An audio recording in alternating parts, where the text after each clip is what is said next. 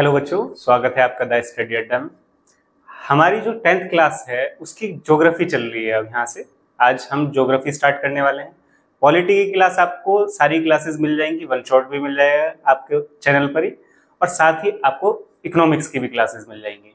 आज से हम ज्योग्राफी शुरू करेंगे। ज्योग्राफी का जो फर्स्ट चैप्टर है आपका संसाधन और विकास।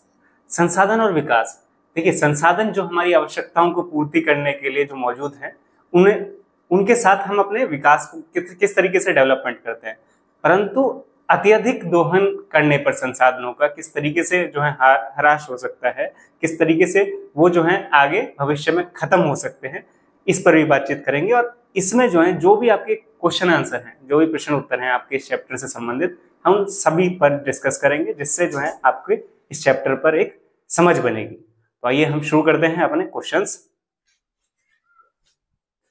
तो फर्स्ट क्वेश्चन में क्या दिया हुआ है? फर्स्ट क्वेश्चन में दिया हुआ है पंजाब में भूमि निम्नीकरण का निम्नलिखित में से मुख्य कारण क्या है। तो भूमि निम्नीकरण के लिए मुख्य कारण अगर आप देखें, तो अगर आप यहाँ पर देख रहे हैं कि किसान जो है यहाँ पर धान लगा रहे हैं। धान लगाने में आप देखेंगे कि किस चीज का सबसे ज्यादा उपयोग होता है? जल का बहुत ज्यादा उपयोग होता है इसमें। और इतना ज्यादा उपयोग अगर जल का होगा, तो अब हम अपने ऑप्शंस पढ़ते हैं कि पंजाब में जो भूमि निम्नीकरण हो रहा है उसका कारण क्या है। देखिए, पहला है गहन खेती, क्या इसका कारण है? फिर दूसरा अधिक सिंचाई, वनोन्मूलन यानी वनों का कटाव, और अति पशुचारण। चार ऑप्शन है। हमने फोटो देखकर भी समझा कि जो है पंजाब में जिस तरीके से जो है फसल उगाई जा रही है, उसमें जो है क्या एक कारण रहा भूमि निम्नीकरण के लिए। तो क्या कारण रहा अगर हम देखें, देखिए अधिक गहन खेती क्या होती है? गहन खेती मतलब एक ही छोटे से क्षेत्र में बहुत ज्यादा पैदावार करने की प्रयास करना, तो गहन खेती के कारण क्या होगा? अधिक सिंचाई चाहिए, उसके लिए पानी की मात्रा अधिक चाहिएगी, और उससे क्या होगा? वनोन्मूलन होगा। वनों का उन्मूलन, क्योंकि हमें खेती करनी है तो वनों को काटना होगा ताकि हम ज्यादा से ज्यादा खेती कर सके। पर इसमें जो है सबसे ज्यादा देखने को मिलेगा आपको अधिक सिंचाई के कारण, क्योंकि हमने अब गहन खेती हो ही रही है, और वन उन्मूलन क्योंकि खेती करने के लिए पहले से ही वन कट चुके हैं। तो अब क्या रहा इसमें मेन कारण कि अधिक सिंचाई, क्योंकि पानी की मात्रा ज्यादा चाहिए, ज्यादा फसल उगानी है, हमें एक ही साल में 2 से 3 फसलें उगानी है, तो उसके लिए सिंचाई बहुत ज्यादा मात्रा में करनी पड़ेगी। तो सिंचाई एक कारण रहा जिसकी वजह से वहां पर भूमि निम्नीकरण हो रहा है पंजाब के अंदर। तो आपका सही उत्तर हो जाएगा अधिक सिंचाई।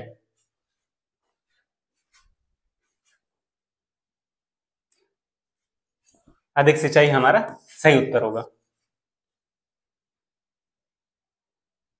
अगला प्रश्न है हमारा, निम्नलिखित में से किस प्रांत में सीढ़ीदार या सोपानी जिसे बोलते हैं खेती की जाती है? देखिए सीढ़ीदार खेती, आपने सीढ़ियां अपने घरों में देखी होंगी, तो उसी तरीके से उन पर किस तरीके से खेती की जाती है, कहाँ की जाती है? चार जो है हमें राज्यों के नाम दिए, पंजाब, उत्तर प्रदेश के मैदान, हरियाणा और उत्तराखंड। देखिए अगर आप इस फोटो में देख रहे हैं, इस फोटो में देखें, तो इस फोटो में अगर हम देखेंगे तो यहाँ पर आप देखें ऊंचाई से नीचाई तक जाया जा रहा है। क्या ये मैदानी भागों में संभव है कि मैदानी भागों में पहाड़ होते हैं? तो हम यहाँ पर देख पा रहे हैं कि यहाँ पर जो है पहाड़ है, पहाड़ी क्षेत्रों में ही क्या की जाती है? सीढ़ीदार खेती। तो पहाड़ी क्षेत्रों से जो संबंधित हमारा कौन सा राज्य है उस पर चलते हैं। पंजाब में जो है पहाड़ी क्षेत्र हैं, परंतु इतने नहीं है। अगला उत्तर प्रदेश में तो मैदानी भाग है, हरियाणा में भी मैदानी भाग है, और उत्तराखंड अगर हम देखें तो उत्तराखंड में पहाड़ी क्षेत्र जो है बहुत ज्यादा मात्रा में पाया जाता है। वहां पर जो है सीढ़ीदार खेती या सोपानी खेती जिसे कहते हैं वो की जाती है। तो इसका सही उत्तर क्या हो जाएगा? इसका सही उत्तर होगा उत्तराखंड। तो उत्तराखंड में पहाड़ी क्षेत्र, अगर आप गए हैं उत्तराखंड में घूमने के लिए गए होंगे, तो आपको पता है कि वहां पर पहाड़ी क्षेत्र पाए जाते हैं और सीढ़ीदार खेती वहां पर की जाती है। सीढ़ीदार खेती क्यों की जा रही है? ताकि जो है ये इसका कटाव ना हो। जैसे बारिश आती है, आप देखते हैं अभी कुछ समय पहले जो है वहां पर जो है बारिश बहुत ज्यादा मात्रा में हुई, जिसे हम बादल का फटना बोलते हैं। बादल का फटना क्या होता है? एक ही क्षेत्र पर बहुत ज्यादा मात्रा में वर्षा होना। तो उसकी वजह से यहाँ पे मिट्टी का कटाव ना हो, मिट्टी का कटाव नहीं होगा और वो जो पानी है वो आसानी से नीचे चला जाएगा। अगर पानी जो है सीधा तेजी से पड़ेगा तो वो जो है सारा जो मिट्टी है उसका कटाव कर देगा, पूरा बाहर नीचे आ जाएगा, और यहाँ पर जो लोग रह रहे हैं उनको भी क्षति होगी, जिस तरीके से अभी उत्तराखंड में एक घटना हुई। तो उसी के लिए जो है, उसी को कम करने के लिए सीढ़ीदार खेती या सोपानी खेती की जाती है। तो हमारा आंसर हुआ उत्तराखंड। उत्तराखंड हमारा सही आंसर होगा। अगला प्रश्न है हमारा, इनमें से किस राज्य में काली मृदा मुख्य रूप से पाई जाती है? तो काली मृदा किस राज्य में पाई जाती है, ये पूछा है। अब हम अपना मैप में देख लेते हैं। मैप को पहले समझ लेते हैं, भारत के किन किन क्षेत्रों में कौन सी मृदा पाई जाती है। देखिए, सबसे पहले जो आपका ग्रीन वाला जो आपको दिखेगा, वहां पर वन और पर्वतीय मिट्टी में दिखाई देती है। तो ग्रीन वाला जो आपका ये एरिया है,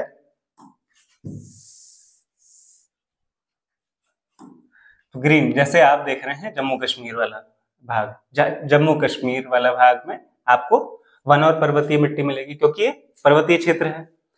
उसके बाद आप गंगा और यमुना का जो क्षेत्र है, यहाँ पर कौन सी मिट्टी मिलती है? यहाँ पर जलोढ़ मृदा मिलती है।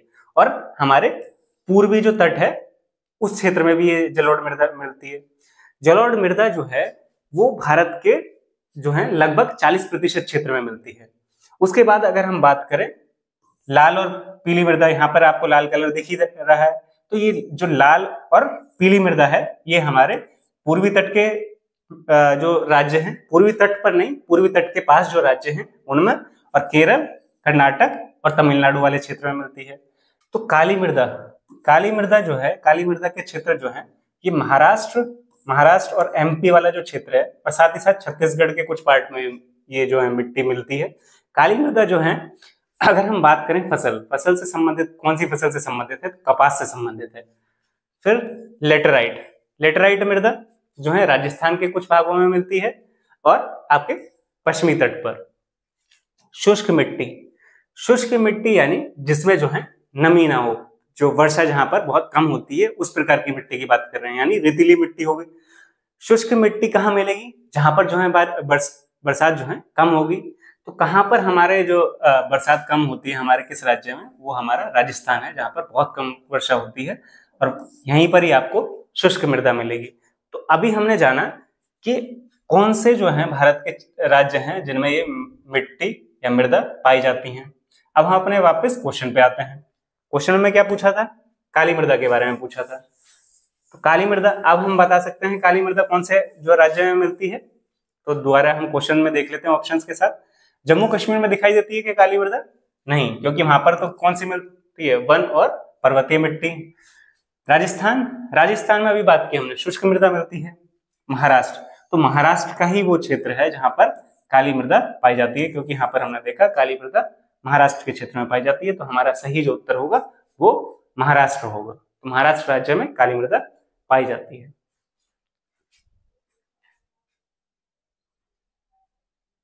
महाराष्ट्र हमारा सही उत्तर होगा।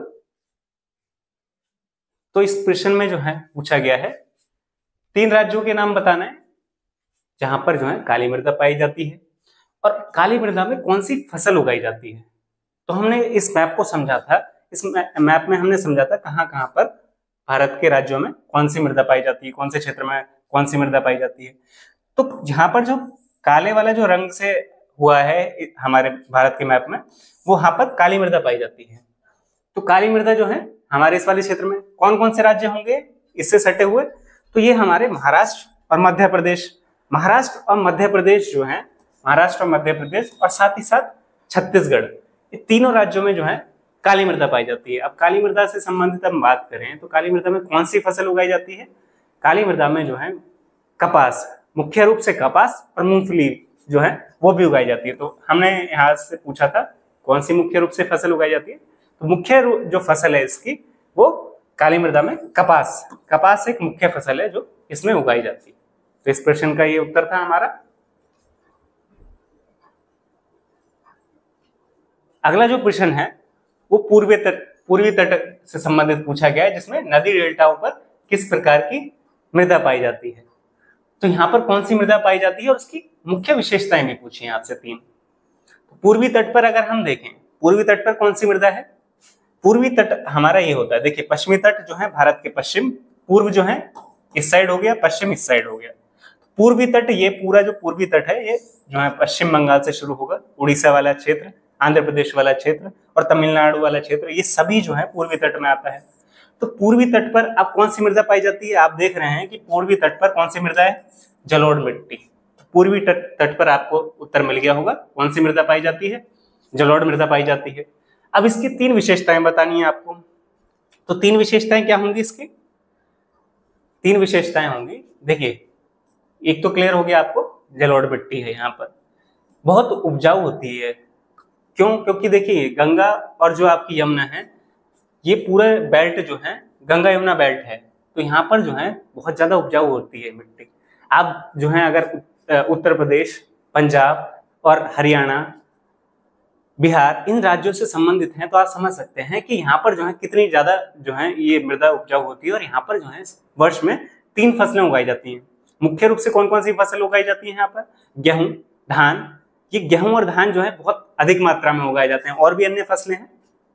और यहाँ पर जो है अगर आप दालों की बात करें तो इसमें दालें भी उगाई जा सकती हैं।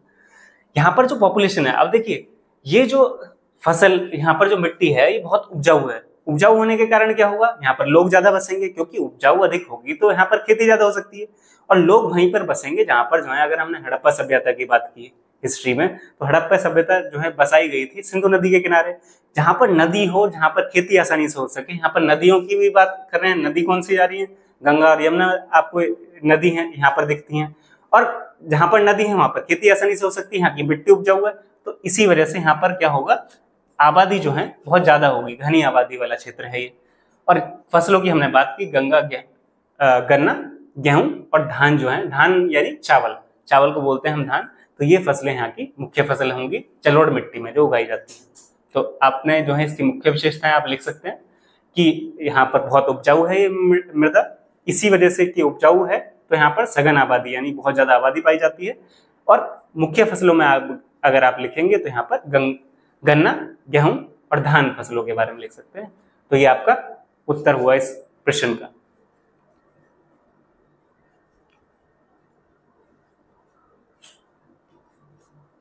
अगला प्रश्न है हमारा, अगला प्रश्न है पहाड़ी क्षेत्रों में मृदा अपरदन, मृदा अपरदन को रोकथाम के लिए क्या कदम उठाने चाहिए? तो क्या कदम उठाने चाहिए? देखिए पहाड़ी क्षेत्रों में, क्योंकि ढलान है, पहाड़ी क्षेत्रों में वहां पर ढलान है, अगर वर्षा होती है तो वो मिट्टी तेजी से नीचे आ सकती है। तो उसे रोकने के लिए क्या किया जाए? देखिए अभी जो है कुछ समय पहले एक बच्चे को मैं पढ़ा रहा था 5th क्लास का चैप्टर, जिसमें जो है जो धरती है वो जो है उसमें विलाप करते हुए दिखाया गया, रोते हुए दिखाया गया। क्यों उसे रोते हुए दिखाया गया? कि किस तरीके से जो है वनों को काटा जा रहा है, किस तरीके से पेड़ों को काटा जा रहा है। अगर धीरे धीरे पेड़ खत्म होते चले जाएंगे तो क्या स्थिति होने वाली है। वहां पर बताया गया कि पेड़ हमें क्या क्या चीजें जो देते हैं। पेड़ हमें छाया दे रहे हैं, पेड़ हमें फल प्रोवाइड कर रहे हैं, सब्जियां हमें पेड़ों से मिल रही हैं, ऑक्सीजन जिसकी वजह से जो है हम जिंदा हैं वो भी हमें पेड़ों से मिल रही है। तो फिर हम काटने का आखिर कारण क्या रहा? उसमें ये लास्ट में प्रश्न पूछा अर्थ ने, पृथ्वी ने, कि क्यों काट रहे हो आखिर मुझे? फिर जब इतनी सारी चीजें आपको मिल रही हैं फिर भी काटने का कारण क्या है? तो यहाँ पर भी हम उससे अगर यहाँ पर लेकर चलें तो पेड़ लगाने से जो है वो जो मिट्टी है वो जकड़े रहती है। जो पेड़ की अगर आपने जड़ें देखी हो, अगर हम पेड़ की जड़ों की बात करें, अगर यहाँ पर जो है ये एक पेड़ है, पेड़ की जो जड़ें हैं, जितना बड़ा पेड़ होगा अगर ये जमीन है तो यहाँ पर जो है उतनी ही जो है उसकी जड़ें जो है नीचे तक होती हैं। क्यों होती हैं? क्योंकि वो पानी की तलाश में नीचे तक जड़ें चली जाती हैं। अगर वो जड़ें इतनी ज्यादा जो है नीचे तक होंगी तो वहां की जो मिट्टी है उसे जकड़े रखती हैं, मिट्टी को जो है ढीला नहीं होने देती। अगर पानी, जैसे अगर आप बात करें रेतीली मृदा होगी, रेतीली मृदा में अगर आपने 1 लोटा पानी भी डालेंगे तो वो क्या होगी? वो बह जाएगी साथ में। परंतु अगर आप पेड़ के आसपास देखें तो पेड़ के आसपास इतनी जो मृदा है वो कैडी होती है कि वो जो है उसे जाने नहीं देती। यही कारण है, इस क्वेश्चन में हम अगर देखेंगे तो यही कारण है कि हमें क्या करना चाहिए भाई? फिर पेड़ लगाने चाहिए। पेड़ लगाने से क्या होगा? जो हम इस प्रश्न में मृदा अपरदन की बात कर रहे हैं, मृदा की जो लेयर है, अपर लेयर है, ऊपर वाली जो लेयर है, वो उसका बह जाना ही मृदा अपरदन है। तो वो जो है खत्म ना हो, वो उससे जो है जुड़ी रहे, इसी के लिए हमें क्या करना चाहिए? पेड़ लगाने चाहिए। तो यहाँ पर अब जो है बात करेंगे हम खेती की। कौन सी खेती की? सीढ़ीदार खेती की। चलो आइए देखते हैं।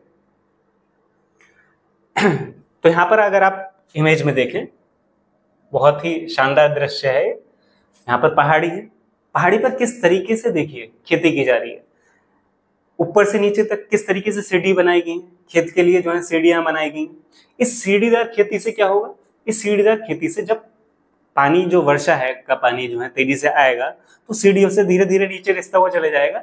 और वहां पर अगर पेड़ होंगे, यानी हमने फसल जो उगाई हुई है, पौधे होंगे फसल के, वो जो है मिट्टी को जकड़े रखेंगे, तो वो जाने नहीं देंगे मिट्टी को। तो इसलिए जो है इस तरीके की जो है खेती की जाती है पहाड़ी क्षेत्रों में। अब हम अपने उत्तर को देख लेते हैं। हम पहाड़ी क्षेत्रों में क्या कर सकते हैं? समोच्च रेखाओं के पार जुताई। समोच्च रेखाएं मतलब समान रेखाएं, उसमें जो है ऊंचाई उनकी समान होगी और समतल भी होंगी। तो इस तरीके से सीढ़ियां बना लेते हैं। इसी को ही हम सीढ़ी नुमा कृषि तकनीक कहते हैं, जो कि कहाँ अपनाई जाती है? पहाड़ी क्षेत्रों में अपनाई जाती है। हमने बात की थी उत्तराखंड जैसे क्षेत्र में, जहां पर पहाड़ी क्षेत्र है, वहां पर अपनाई जाती है। उपयोग करके और हवा और पानी हवा और पानी जो है मृदा अपरदन को रोकने के लिए घास की पट्टियों का भी उपयोग किया जा सकता है। हम इसमें क्या कर सकते हैं?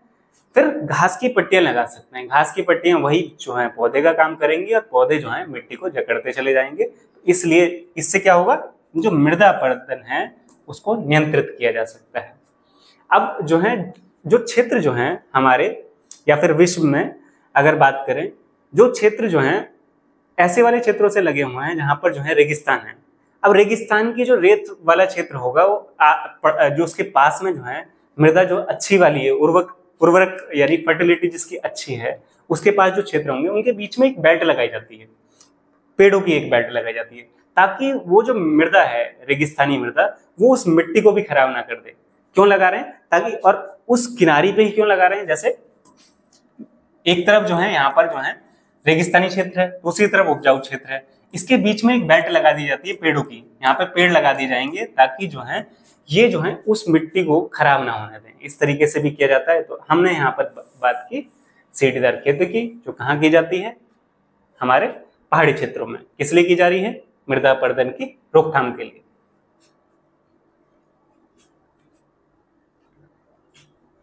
अब हमारा जो प्रश्न है उसमें क्या पूछा गया है? भारत में भूमि उपयोग। भारत में जो है भूमि के उपयोग प्रारूप का वर्णन करें। 1960 से 1961 के वन के अंतर्गत क्षेत्र की महत्वपूर्ण वृद्धि नहीं हुई है। वन में जो है अगर हम 1960 से 1961 के बाद से अब तक देखें तो उसमें जो है वनों में जो है वृद्धि नहीं है। वन वाला जो क्षेत्र है उसमें वृद्धि नहीं हुई है। उसका कारण पूछा गया है कि आखिर जो है वन के क्षेत्र में वृद्धि नहीं हुई, क्या कारण रहा उसका? देखिए यहाँ पर जो है कुछ ग्राफ दिया हुआ है कि नेट एरिया जो जहां पर मुख्य रूप से खेती की जाती थी, फिर फॉरेस्ट एरिया 24% रहा, जो जहां पर खेती की जाती थी वो 46% रहा। ये हम बात कर रहे हैं 2022-23 में। और इससे पहले की बात करें, यहाँ पर 1960 की बात की गई, जिसमें जो है आप देखेंगे कृषि योग्य प्रति भूमि जो कि मोर देन 50% थी, 54% के आसपास रही। और उस वन क्षेत्र की बात करें तो इसमें जो है ना होने का कारण क्या रहा कि वन क्षेत्र में वृद्धि नहीं है। देखिए जैसे जैसे जो है पॉपुलेशन बढ़ती गई, यानी जनसंख्या वृद्धि होती गई, तो हमारे जो भोजन की आवश्यकता थी वो बढ़ती चली गई। अब भोजन की आवश्यकता बढ़ेगी तो हमें कृषि क्षेत्र बढ़ाना होगा। कृषि क्षेत्र बढ़ाना होगा तो वनों का जो क्षेत्र था उसमें से कुछ कट भी होगा, वनों का क्षेत्र कट होगा और कृषि क्षेत्र बढ़ेगा। तो वनों का क्षेत्र क्या बढ़ने की जो है यहाँ पर जो पूछा गया कारण क्या रहा कि वन का क्षेत्र नहीं बढ़ा, तो वन का क्षेत्र बढ़ने की संभावना ही पैदा नहीं हो पाएगी, क्योंकि कृषि का क्षेत्र बढ़ता जा रहा है। क्योंकि हमारे पास भूमि सीमित है, पृथ्वी पर भूमि सीमित है, वो बढ़ा नहीं सकते हम उसे। हम समुद्र को जो है कि सारे मिलके पी जाएं और वहां पर भी जो है भूमि बढ़ जाए, ऐसा तो पॉसिबल नहीं है। तो भूमि जो क्षेत्र है जितना सीमित है उसी में ही हमें जो है कृषि करनी होगी, तो उसमें जो है कमी किसकी होगी? वन क्षेत्र की। तो इसी वजह से उसकी बढ़ने की जो संभावना थी वो नहीं हो पाई। अब जैसे इसमें आंसर में जो है क्या दिया हुआ है, भूमि संसाधन मुख्य रूप से जैसे कृषि भूमि होती है, वन भूमि होती है, चारागाह भूमि होती है और चरागाह के लिए जो यूज होती है, और बंजर भूमि होती है। इस तरीके से भूमि को विभाजित किया जाता है। अब बंजर भूमि की बात करें तो बंजर भूमि में कौन सी आएगी? चट्टानी भूमि, जहां पर बंजर भूमि का अर्थ मतलब क्या हुआ, जहां पर जो है खेती नहीं की जा सकती, तो वो चट्टानी मृदा हुई। शुष्क हुई, क्योंकि शुष्क मृदा में भी जो है पौधे नहीं उगाए जा सकते, फसल नहीं की जा सकती। रेगिस्तानी क्षेत्र हुआ, और अन्य गैर कृषि कार्यों के लिए, जैसे जहां पर हमने घर बना लिए वहां पर खेती नहीं की जा सकती, सड़क बना ली, उद्योगों के लिए यूज कर ली, तो ये सभी किस में आती है? बंजर भूमि में आती है। हाल ही के जो है आंकड़े जो रहे उसके अनुसार भूमि क्षेत्र का लगभग जो 54% रहा वो कृषि योग्य रहा, और 22.78% जो रहा वो वनों से आच्छादित, यानी जहां पर जो है वन थे, और 3.38 जो प्रतिशत रहा वो चरागाह के लिए इस्तेमाल किया गया। तो शेष जो बंजर भूमि है, इसके अलावा जो बचा वो क्षेत्र बंजर भूमि का रहा, जिसमें विविध खेती के निशान हैं। अब 1960-61 की बात करें तो वो जो वृद्धि ना होने का कारण क्या रहा कि स्वतंत्रता के बाद के युग में कृषि का विस्तार हुआ, हमने बात की थी, क्योंकि पॉपुलेशन भी बढ़ी है। अब जो है विश्व में जो है भारत जो है पॉपुलेशन के स्तर लेवल की बात करें तो वो फर्स्ट पे आ रहा है। पहले चाइना था, चाइना की 140 करोड़ थी, हमने उसे भी पार कर लिया। जब पॉपुलेशन इतनी ज्यादा बढ़ेगी तो उसकी डिमांड भी होगी फूड की, उसको जो है भोजन चाहिए, और भोजन जो है कृषि के माध्यम से वो आवश्यकताएं पूरा करने का प्रयास करेंगे। तो कृषि के क्षेत्र में जिस तरीके से विस्तार हुआ, वहीं बात की तो अधिक भूमि की मांग हुई, और मुख्य रूप से हरित क्रांति 1960 के दशक में देखते हैं कि हरित क्रांति भी हुई, जिसमें जो है हमने HYV यानी हाई यील्ड वैरायटी जो बीज थे उनका इस्तेमाल किया, और विकास कार्य और बुनियादी ढांचा सुविधाओं के बाद जो है इन क्षेत्रों को साफ कर दिया गया। विकास कार्य मतलब उद्योगों का भी जो है, अगर हम द्वितीय पंचवर्षीय योजना देखें तो उसमें उद्योगों पर भी जोर दिया गया, तो उद्योगों के निर्माण के लिए जो है वनों के क्षेत्रों को काटा गया। तो इन्हीं कारणों की वजह से जो वन क्षेत्र था उसमें वृद्धि नहीं हुई। यही हमारा इसका प्रश्न का उत्तर रहेगा।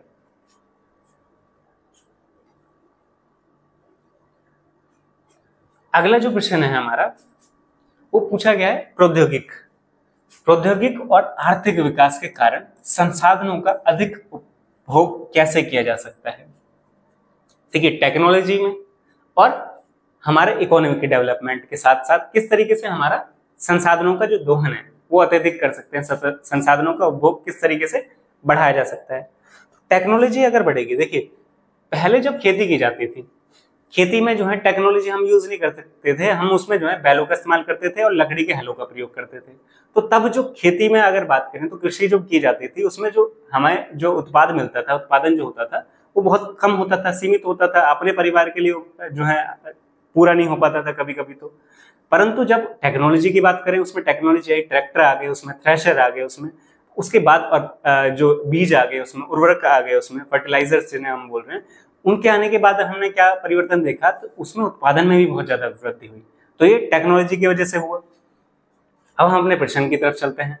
तकनीकी विकास परिष्कृत जो उपकरण है, टेक्नोलॉजी जो है वो क्या करता है, उत्पादन बढ़ाता है, प्रोडक्शन बढ़ता है, जिसमें हमने बात भी की एग्जाम्पल के थ्रू, और अंततः अधिक संसाधनों की खपत होती है। संसाधनों की तो अधिक ही उपयोग हो रहे हैं, जो मिट्टी है वो उसका अच्छे से उपयोग हो पा रहा है, पहले नहीं हो पा रहा था, उतने ही क्षेत्र में हम जो है उत्पादन बहुत कम हो रहा था, अब वो जो है उसमें परिवर्तन आया, वो बहुत ज्यादा अधिक होने लगा।